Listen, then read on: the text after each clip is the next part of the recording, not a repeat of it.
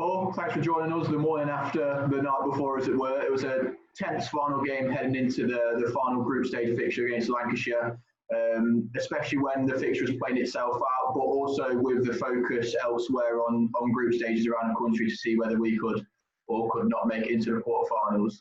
What were the initial thoughts in the dressing room immediately after the victory? Well, it was a funny one, Scott, because at about the last 3 or 4 overs, it was all happening around the country, all the various games. We knew that Gloucestershire needed, they were like the countdown. Eventually they needed, I think, 3 off the last ball to win, 2 to tie. We said, go, are they going to try and win it? You know, what's going to happen? It took ages and ages for it to come through. The lads are refreshing it all the time. And Alex, our strength and conditioning coach, was refreshing all the time to get it through. And then our game was getting, obviously tenser and tenser. We then came off the ground, and actually it was, we were so focused on our game that, we knew that Northants and Birmingham's run rate was getting lower as well, because Northants were getting close to the task. So we were thinking, wow, this is getting close now. But first and foremost, we had to win our game. So obviously we won our game, and then it was a case of a few messages were coming through from various people. Dan Weston, who's a guy that we use as a stats guru. Dan was, messaging as well. Dan Neese and the backroom staff at Leicestershire Grace Road at the Fisher County Ground were all messaging through, saying we've done it. But we just wanted to get confirmation, and then once we got the confirmation, then the dressing room, was absolutely bouncing. So yeah, it sounds like there was a bit of a delay from the end of our fixture to all the others. So I can imagine it was a strange few final minutes. But obviously, as you say, when the news did come through and the celebrations got underway, I assume it was a nice feeling, especially after some of the lows of the last season. Yeah, definitely. It's about winning big games and being consistent. And we played 2 big clubs with massive budgets. Huge test match grounds, and they've got an advantage over us. So to do it only as well with Gareth, our overseas from Ireland, who's been a great man, who's fit in the dressing room brilliantly. He's won games for us. For him to come in as a new face is fantastic, and we've just battled in so many games and got through and scrapped through really well. And, everybody's played a part. It hasn't just been 2 or 3 guys. We've had, everybody stood up and be counted. Gavin Griffiths has gone back to back now in 2 great performances back to back. Callum Parkinson has been consistent. Dieter Klein to come in and bowl so well under pressure, bowl brilliant cutters round the wicket to the big boundary against the wind. Just executed his skills really well. And Colin Ackerman, the captain, again, the world record holder, leads from the front, 3 wickets and an over, was just immense. Obviously, we won the toss and opted to bat first. Nick Welch came in and put on another good showing, 2 in a row now from him, alongside Aaron Lilly, who obviously came in and does what everyone knows he can do. Just a quick word on Nick himself, though. How much of a good player does he look now, and how much of a player will he be for the future for the Foxes? I think Nick could be very special, I really do. As soon as I saw him play, I'd heard good things about him. As soon as I saw him play in the second team game, against Jimmy Anderson, he got 100 against Jimmy Anderson up in Lancashire. I think it was Northerns Cricket Club, and he just had composure, he had power, and power is something we've lacked in the past at the Fisher County Ground, because it's a big ground.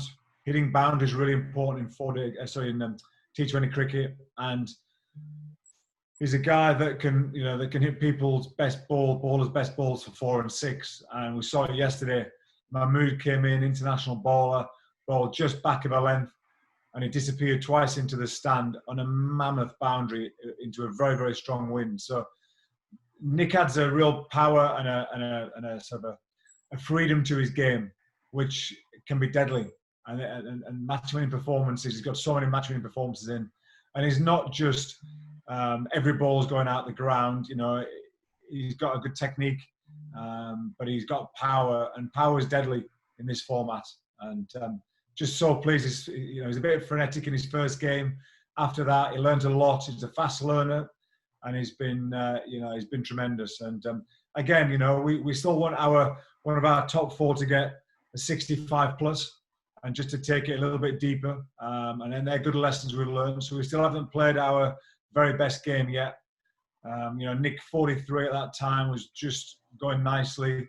Another couple of overs, or maybe four overs of Nick playing so well could have really changed the game and got us maybe 160, 165, and that would have definitely put Lancashire under pressure. So Aaron as well. Aaron played beautifully, 45, 49 or 41. Deserved a 50. Just delighted that he's been consistent, and he's an experienced guy now, Lil, and we need those guys, the experienced guys, to keep standing up. He's been fantastic and got momentum for us many times now, and we've got to get through another good tie against Notts. So a little bit looking forward. Those guys are looking forward to playing on a really good pitch. Yeah, 154 posted in our innings. It seemed a decent total, especially after the middle overs, where Lancashire's spinners in particular sort of squeezed really well. What were your initial thoughts at the end of our innings? Did you think that was enough? I thought we were maybe 7 or 8 short, if I'm honest. I felt there was times that we maybe could have swept a little bit more. We'll let Parkinson and we'll let Livingston bowl a few too many dots on that pitch. I always keep badgering Ackers because I think he's one of the best sweepers in world cricket. And, I'm itching for him to sweep more. But, he's so dangerous over the top, and he's so dangerous to extra cover and reverse sweep as well. So he's got so many options. But on that pitch, we just got a little bit bogged down at times.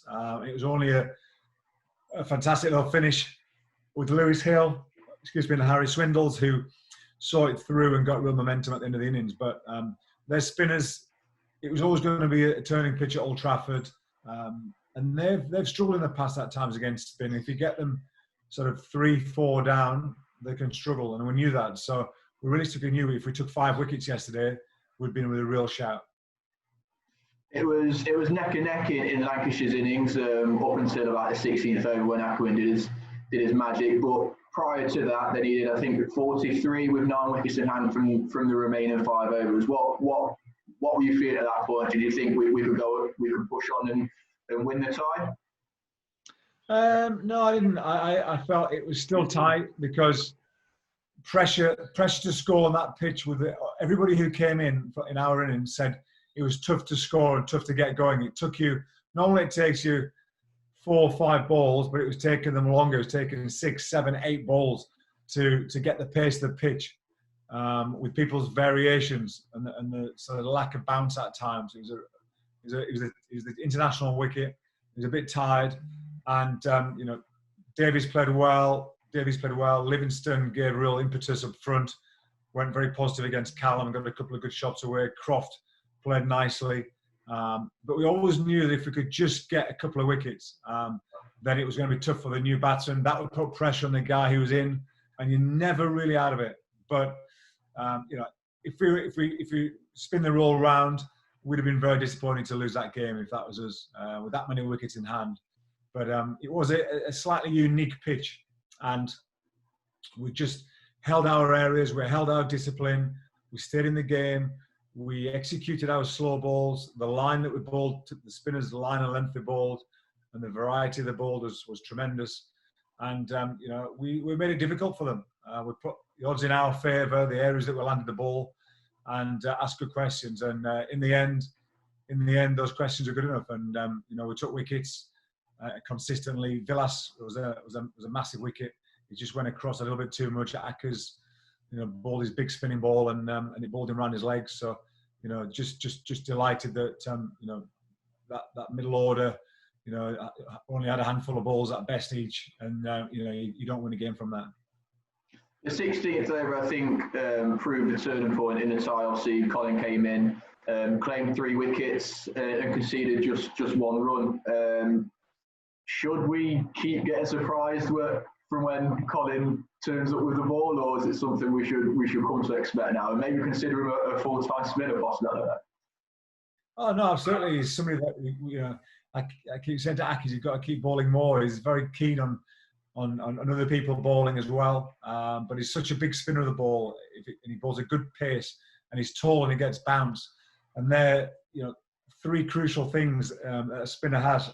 Excuse me. And he's because he's a batsman, he thinks like a batsman, and he knows what the batsmen are thinking. So he can almost be one step ahead, which is the crucial thing in T20 cricket. If you could be one step ahead and almost bowling the ball that the batsman least expects, then you're doing a great job. But we're lucky to have so many good options. With Dieter Klein coming in, Ben Mike had a little niggle in his shoulder. We just didn't want to risk it. We knew that Dieter and his cutters would be wonderful on that wicket, to their right-handers especially, and Ben, who's been a tremendous hitter for us and bowled the odd key over at the right time for us, is an important cog in our wheel. It was just going to be too much to ask him to do that in a few days. So it turned out to be the right decision to rest Ben and bring Dietz in, and we're going to have some good tough decisions moving forward. Yeah, the bowling unit as a whole performed really impressively with the ball. Obviously, if you take a look at their figures, you'll see that 5 of the 7 went for less than 7 and over, which against high-class batsmen such as Davies, Livingston, Villas, they're impressive stats. Yeah, we were smart. We bowled very smartly. Callum, again, bowled beautifully. He had, I think, one tough over. He got taken down for about 14 from Livingston. But, he came back and bowled brilliantly, just over a run of ball, which was tremendous. Dieter Klein, 4 overs, 1 for 22, bowling at the heat of the battle in the power play and at the end. Gavin Griffiths, again, back-to-back 3 overs, 1 for 16, absolute class act. And Will Davies bowled 2 overs for 12, a run of ball. Is still a tremendous effort. So, really, really proud of everybody. We fielded well. We had a real attitude when we field. We have a hashtag change the game. We caught everything. Harry Swindle's kept well as well.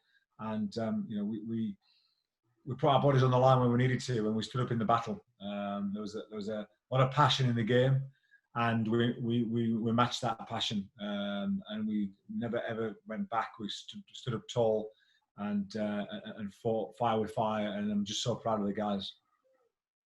And of course, the culmination of the victory yesterday and the results around the country as well means that we will head to Trent Bridge for a quarter final at the beginning of October. Obviously, a tie against Notts is always fun, but I assume there's a lot of preparation to take into account beforehand. Yeah, absolutely. We've got to make sure we get the next 10 days right. So we've got a few practice days organised, hopefully under lights. It's a balancing act around our groundsman, because Andy and his team have got to prepare for next year, because the amount of heat, this glorious sunshine we're having at the moment is great for growing.